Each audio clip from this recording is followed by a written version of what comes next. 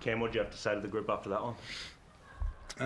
Just said I was really proud of their effort throughout the day. Like there was periods of the game that I was really happy with. You know, definite improvement on last week. But then there was some periods where I thought we just lost control a little bit. Things went against us. But I was just really happy how they dug in there. There was some good signs at times, but then times where we just killed ourselves as well. I know you're loath to talk about the injuries, but again, unlucky. Like Jacob Carras, first of all, can you give us an update on him, but then just how it affected the team from the start? Yeah, it looks like he's MCL. Obviously, him not being able to finish the game is not a good sign, but hopefully we get some good news there. But we're not getting much luck at the moment in any sort of area. But Jackson Tapine come on there. He had the game last week where he had to do something similar. So he actually learned some lessons from last week. I thought he did a decent job there, having to come on and play that position again. And Paul shifting out to the wing, I thought it was a good sign from having to probably did some things they weren't happy with week before, and then this week I thought they were much better. But definitely affects the whole cohesion of the team, your interchange plan, and all those types of things. But that's footy. It's these things happen, and I know in the long run we're going to be a better team for going through this tough period. Is that why you were, with that kind of reshuffle, you didn't want to pull off Jake Averillo? Like it looked like he just really battled through there for a lot of that game. Yeah, Jake was battling. There's a couple of other guys out there battling that probably shouldn't be playing at the moment, but they're playing because we need them to play. Again, this club's built on determination and grit, and we're showing plenty of it at the moment. And I think in the future, whether it's in 6 months or 1 year or 2 years, we're going to look back at this period and it's going to be the making of some of these guys. There's going to be some guys here going through this tough period that put their hand up and show us that they're going to be long-term Bulldogs and guys that we can build the club around. We probably asked you this a couple of weeks ago if this was the worst injury toll you've ever seen, but it is now. It is now, yeah. Yeah, it is, but that's footy. Like these things happen. Clubs go through this from time to time.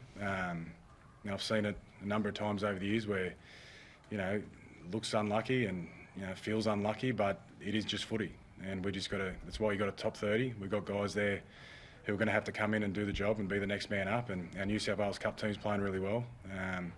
This is why you have a club, with all 3 grades, all aspiring to be NRL players. So some of those guys are going to get their chances over the next few weeks, and I'm excited to see how they go. You talked about Jackson's improvement playing in the outside backs. See a chance next week, or do you look to bring in someone like Declan Casey, Braden Burns, or even Gerald Skelton?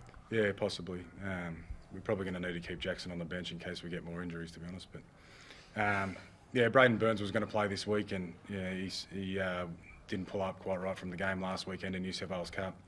Declan Casey was our 18th man tonight, so those guys, they're looking forward to an opportunity as well. They want to play NRL, and when they get their opportunity, the ball's in their court. Really a bit of a tough way to have your first game back against Para. Yeah, I guess we beat ourselves tonight, and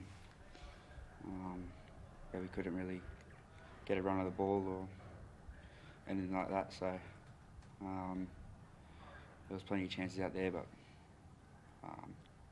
it's actually hard when we shoot ourselves in the foot, and it's a bit frustrating, to be honest.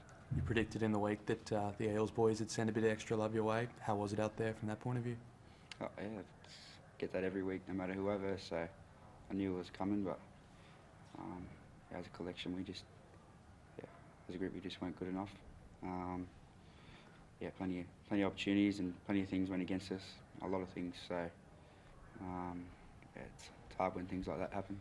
How big of a role do yourself and Matt have to play when guys start going down like they have in recent weeks in terms of keeping that morale up and keeping that chatter up on the field? Oh, I know how good this football team can be. We've seen it, we've trained it all pre-season, and we've showed it multiple times during the year, and it's only round 7. I love this club, and I believe we're heading in the right direction, and once we click, people will want to be a part of it. And, there's small steps at the moment. Kim, I know we've spoken about so many guys that are missing at the moment, but you finally got one back in Tavita today. What are your thoughts on his return? I was really happy with how Tavita went. I didn't expect him to play as long as he did, but it just shows how hard he's worked away from training or away from being on the field. He's been I've never seen someone train so hard in rehab. He's just done so many sessions with our rehab team and on his own. And for him to come out, I don't know how many minutes he played tonight, but he exceeded my expectations of how long he was going to play. I thought he was very controlled. I thought he controlled his aggression. He had some aggressive moments, but he controlled it in a good way as well. I thought it was a really good line in the sand for him to build from that today.